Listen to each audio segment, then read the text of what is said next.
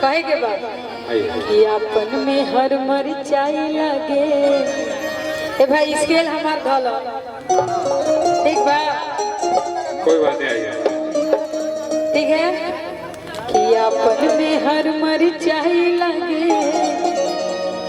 कि दोसर के में हर मिठाई लगे। क्या बात है कि अपन में हर मरिचाई लगे। क्या बोल कि अपन में हर मरिचाई लगे दोसर के में हर मिठाई लगे। अपन में हर मिठाई लगे दोसर के में हर मिठाई लगे।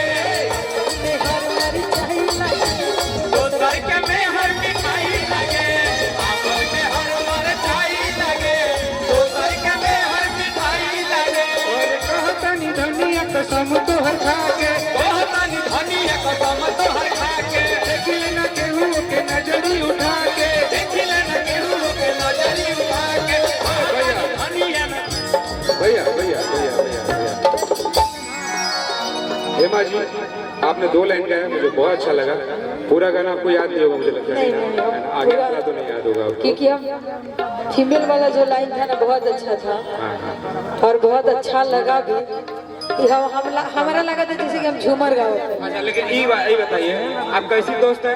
खाली अपना वाला छाट के बाकी लेकिन एक बार इसी मुखड़े को फिर से गाएंगे भैया बाबू बोलना चाहते हैं। आधा घंटा करती है 10-15 मिनट खाली मंच पे आके आई दोस्ती हमारा के सिखाओ।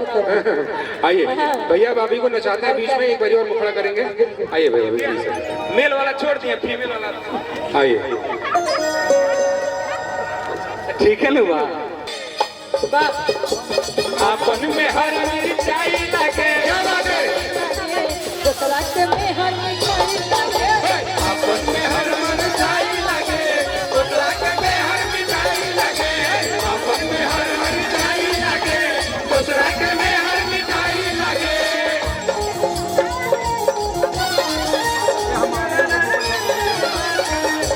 फूला झाड़ी बारू पापा के बारी बारू।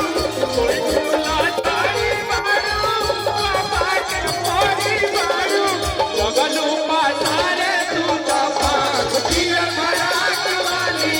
लगलू हमारा दारू पाँच पिया फराक वाली। अपन में हर मिठाई लगे दोसर के में हर मिठाई लगे।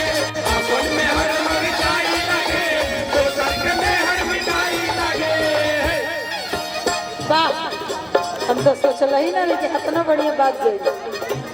गर्दा हो गई, मंच पे आने के लिए बहुत बहुत धन्यवाद। गर्दा हो गई, गर्दा। एक बार सौरभ जी के लिए आपने जोरदार ताली भाई। यही में वो हमारा गाना रहा भैया। हाँ हाँ गाना रहा हेमा जी। बाबू अरु जान भाई हमनी के घरे कहल जाला लइका चाहे लइकिया बड़ा लबर लबर करत तो उहे ही बड़ा देख लेना हमनी के यहाँ लइका के लबर लाछा ना कहल चल जाई मिलियन। हम आज से माड़ो में जब हम जाई माने हम छोट रही तो लेकिन तो माड़ो में जाए तो हमरा के मेहररू वालों से बात होके खाली केहू हल्दी पोते है केहू किनी लगा दे तो शुरू से आदत था तो क्या करेंगे। आइए हेमा जी बैठिए आप, ठीक है थोड़ी देर में फिर से ज्वाइन ए दोनों अब तनी हम 2 लाइन देवल चाह। हाँ गा ले दो, सुनी ना हेमा जी, सुन के जाइए हाँ।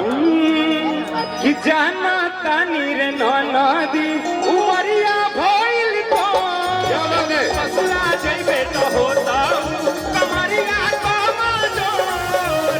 जाना तानी रे नदी उमरिया भइल तो फसला जइबे तो होता कमरिया कमाजोर। जज तू लजया खूब मज तू लया जनी ऐसे धकेलना। धरा हई हाथवा में बेलना बेलना से खेलना। धरा हई हाथवा में बेलना बेलना से खेलना। अपन में हर मिठाई लगे दोसर के में हर मिठाई लगे। अपन में हर मिठाई लगे दोसर के में हर मिठाई लगे। भैया तू जानबूझ के हेमा जी को परेशान करता है। अरे हम कहीं 3 साल से स्ट्रगल सुनिए हम कहीं 3 साल से स्ट्रगल करते। अरे बाप रे बाप हो जो अरे उसको भी कैद करिए। वो बोली है कि अब आके ऐसा कदम के सुर में आ जाएगा। हेमा जी बोली है मिलियन में जाए चाहिए प्लीज। तो जेके नाचे वाले चाहे ना नाचे वाले यहाँ के नाच सकेला। अब इनवाइट ना करेंगे, अब सीधा गावे के नाचे के हमलोग नाचेंगे इनफैक्ट, और सबके नचावे के। और अपन घर का कार्यक्रम कलाकार ना है जहाँ आज यहाँ पे परिवार के सदस्य हैं, तो भैया अभी आप लोग चाहें तो प्लीज अपनी जगह लीजिए, हम दोनों कंटिन्यू करते हैं। थैंक यू सो मच, आप आए स्टेज पे।